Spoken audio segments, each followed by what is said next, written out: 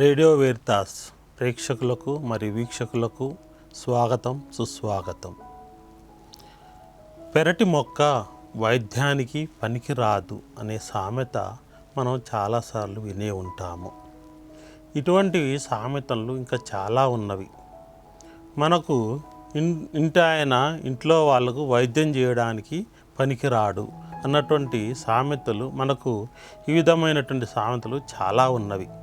అంటే మనకు కావలసినటువంటి వైద్యానికి కావలసినటువంటి మొక్క పెరట్లో ఉంటే దాన్ని చులకనగా చూస్తున్నట్లుగానే మనం మన ఇంట్లో వారైనా, మనకు తెలిసిన వారైనా, పరిచయస్తులైనా, స్నేహితులైనా, మన బంధువులలో ఎవరైనా కానీ ఇంకా గొప్పగా ఎవరి గురించైనా వచ్చినప్పుడు మనం ఆశ్చర్యపోతూ ఉంటాము.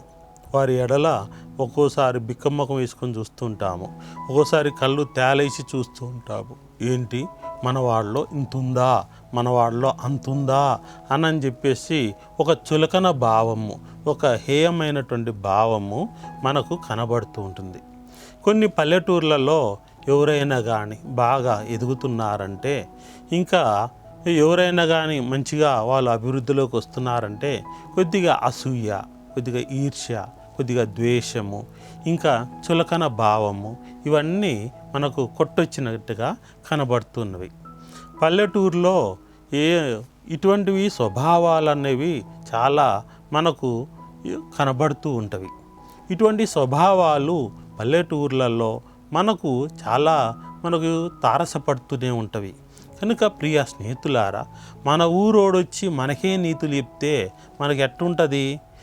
మనవాడే వచ్చి మనకు గొప్ప గొప్ప విషయాలు చెప్తుంటే వీడు మనోడేనా, వీనికి ఇంత తెలివి నుంచి వచ్చింది, ఎక్కడి నుంచి వచ్చిందని మనం విస్తుపోతూ ఉంటాము. కనుక ప్రియ స్నేహితులారా, మనవాడు ఏదో పైకొస్తున్నాడు, మనవాడు మనకేదో మంచి చెప్తున్నాడు అని ఆ మంచిని తీసుకోకుండా వీడా మనోడా ఈ ఇన్సంగత అని చెప్పేసి ఒకలాంటి చులకన భావము మనకు మన హృదయంలో ఎక్కడో చోట మనకు మెదులుతూనే ఉంటుంది. కనుక ప్రియ స్నేహితులారా, యేసు ప్రభు ఈ దినమున తన సొంత పట్టణానికి వెళ్తూ ఉన్నాడు. తన సొంత పట్టణంలో యేసు ప్రభు యొక్క బోధనలను చూసి, యేసు ప్రభు ప్రసంగించేటటువంటి విధానము, ఆ పద్ధతి, ఆ రీతిని చూసినటువంటి ఆనాటి ఆ పట్టణ ప్రజలు వాళ్ళు చూసి విస్తుపోయారు. ఏమిటి, ఇతనికి ఇంత జ్ఞానము ఎలా వచ్చింది, ఇతనికి ఇంతటి జ్ఞానము ఎలా వచ్చింది అని వాళ్ళు ఆశ్చర్యానికి గురైనారు. అంతేకాకుండా యేసు ప్రభు వారిలో ఉన్నటువంటి ఈ చులకన భావాన్ని గుర్తించారు. ఏంటి, ఇతని అమ్మ మనకు తెలుసు కదా, ఇతని సోదరులు మనకు తెలుసు కదా, ఇతని తండ్రి వడ్రంగి కాదా అని చెప్పేసి ఈ విధంగా ఈ కుటుంబం నుంచి వచ్చినటువంటి వారు ఈ విధంగా ఉంటారా, ఇంతటి జ్ఞానము ఇతనికి ఎలా వచ్చింది, ఎలా అబ్బింది అని ఆ కుటుంబాన్ని దృష్టిలో పెట్టుకొని, వారి యొక్క కుటుంబ సభ్యులను దృష్టిలో పెట్టుకొని వారు యేసు ప్రభుని ఒక చులకన భావంతో, అసూయ భావంతో వారు నిరాదరించినారు. యేసు ప్రభు ఎంతో జ్ఞానవంతుడు, దేవుని కుమారుడు, ఆయనే దేవుని నుండి వచ్చినటువంటి మెస్సయా అని చెప్పేసి వారు గుర్తించలేకపోయినారు. యేసు ప్రభువులో ఉన్నటువంటి దేవుని కుమారుణ్ణి, యేసు ప్రభువులో ఉన్నటువంటి దేవుని కుమారునితో పాటు మెస్సయా అని చెప్పేసి ఈ లోకానికి వచ్చినటువంటి రక్షకుడు అని యేసు ప్రభుని వాళ్ళు గుర్తించలేకపోయినారు. మెస్సయా వస్తాడు అని వాళ్ళు విన్నారు, మెస్సయా కోసం ఎదురు చూస్తూ ఉన్నారు. కానీ ఆ మెస్సయానే ఈ యేసు ప్రభు అని వారు గుర్తించలేకపోయినారు.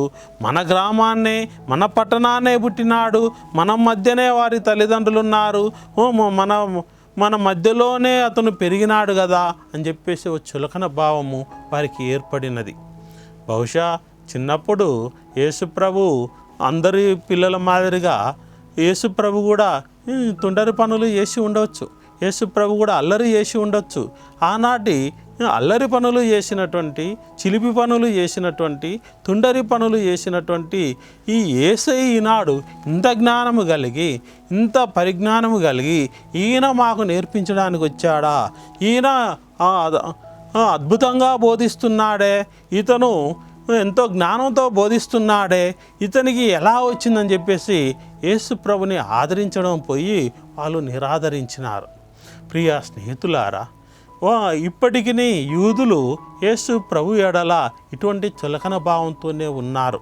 యేసు ప్రభువే మెస్సయ అని చెప్పేసి, ఆ మెస్సయ వచ్చినప్పుడు అన్ని విషయాలు బోధిస్తాడని, ఆ విషయాలు అందరికీ అన్ని విషయాలు తెలియజేస్తాడని, ఎంతో జ్ఞానాన్ని పంచుతాడని అందరూ ఆ రోజుల్లో నమ్ముతూ ఉన్నారు. కానీ యేసు ప్రభువే మెస్సయ అని వారు గుర్తించలేకపోయినారు. కనుక యేసు ప్రభు సర్వజ్ఞాని అని మనం విశ్వసించి, ఆయన బోధనలు విశ్వసించి, ఆయన బోధనల ప్రకారం జీవించుదాము. ఆమేన్.